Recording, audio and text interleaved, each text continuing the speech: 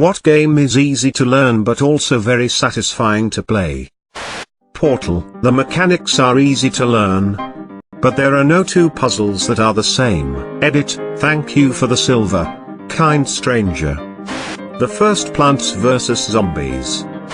Keep talking and nobody explodes. Requires 2 people and can really challenge your communication skills. Helps a ton if you already know Morse code, but you can stumble your way through regardless. Space Cadet Pinball. Minesweeper. If you can stomach a paragraph of reading, it's ridiculously easy to learn. I really like Love Letter. It's a card game with 16 cards total. You have a card and on your turn you draw one and decide which of the 2 you're going to play. You're trying to get the best card by the end of a short round by deducing which card the other players have by playing your card. Slime Rancher. It's rough to manage the range before you start using bees, but the mechanics are basic to any FPS gamer and the feeling when you have the ranch running like clockwork is fucking amazing. Tetris.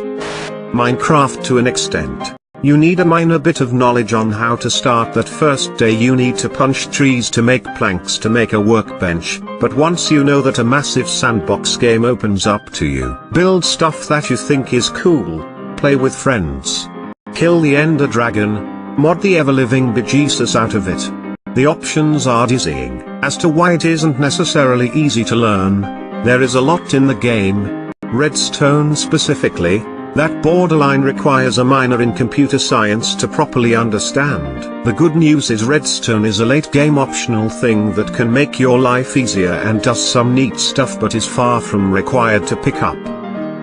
Stardew Valley. Edit. The game is hard to play if you want to do it perfectly, but if you just want to discover a beautiful world, listen to soothing music, and play casually, it's easy and relaxing. Video games aren't always about completing everything. See how long you can keep your hand in the waffle iron is fun. RuneScape. If you feel like being dragged into the pit of hell, willingly sacrificing the next 5,000 hours of your life to the RNG gods. Very basic games at the heart of it though. Chess. It's not very hard to learn how the pieces can move and it's fun to play. Conversely, the better you and your opponent get, the harder it becomes. Rocket League is one of those games that is easy to learn, but hard to master. I've introduced friends to it that don't normally like a lot of video games and have gotten them hooked on it. Any Katamari game. The only controls are the joysticks and you start out with this very small ball and have to slowly build ball by running over stuff. You go from basically mouse-sized to absorbing a planet throughout the game. Solitaire. It can be just something to do with a deck of cards while waiting. There are also about 100 different versions of Solitaire, so you always have different games to learn with, usually, the same principles and win conditions. You'll lose a lot of games at the start, but when you get those first few wins, it's very satisfying. When you get good at it, you can also introduce your friends/family to a multiplayer speed solitaire game called Nerds, and kick ass in it. Any Kirby game ever. If not that, then Shovel Knight. The campaign for Spectre Knight is my favorite because his playstyle is super freaking flowy, but it kinda makes bosses too easy. Disc Golf. Get out there and just enjoy it. Hollow Knight. Very easy to learn because of simple and straightforward mechanics, but it will eventually kick your ass, just not right away. It's very good at steadily increasing the difficulty as you go.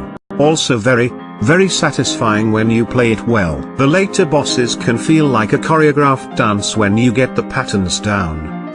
I'm a big fan of social deduction board games, where someone hides their identity and you need to figure out who they are. These games often are characterized by simultaneous simplicity and convoluted strategy, as the rules are easy to learn but the game varies based on bluffing and manipulation. Some good ones are Secret Hitler, Donner Dinner Party, Two Rooms and a Boom, One Night Werewolf, Coup, Bang, Crossfire, Resistance, Avalon. I highly recommend you check these out. All are fantastic party games that are short and easy to play but are increasingly complicated in strategy based on the skills of people playing. A good session of any of these will result in a lot of fun and argument, and an overall good time. Euro Truck Simulator 2. Just put on a radio, favorite album or audiobook and let the road swallow you. Civ 5. On an easy difficulty, your play doesn't need to be good. And you can spend time listening to the advisors / reading the descriptions of units or buildings to make sense of the game. Very satisfying too. Russian Roulette. Mario Kart. Bloons Tower Defense 5 and Bloons Tower Defense Battles. The Legend of Zelda. Breath of the Wild. Animal Crossing, New Leaf. Got it. So good for pre-drinks and road trips. In a group of friends, you guess through word association to try and get a jinx with somebody else in the group.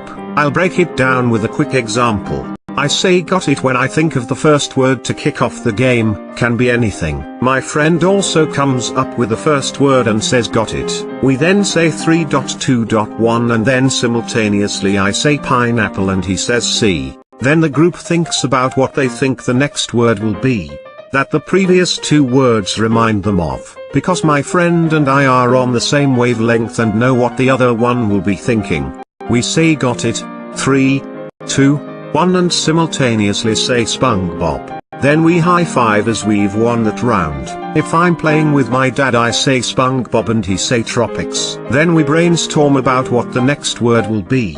Eventually we get it. It feels like missing high fives over and over until you finally get one and then it's really satisfying. Also it's funny what people think of. Hide the Salami. Mancala is super easy and fun. The new Spider-Man game on PS4. I thought it was pretty easy to learn and play. It was also the game that really got me into gaming. Skyrim and Pokemon. Scribbage. It's simple, easy, and gets done in 10 minutes. 2048. Sudoku. Gwent, in Witcher 3. An oddly easy and satisfying card game. Yahtzee. Nothing more satisfying than yelling out bigger Yahtzee. Steep. Easy to play, hard to master. A lot of challenges and a very nice feeling when you play. Backgammon. Very easy to learn but you can spend a lifetime learning its intricacies and every game is different. Not Dota 2.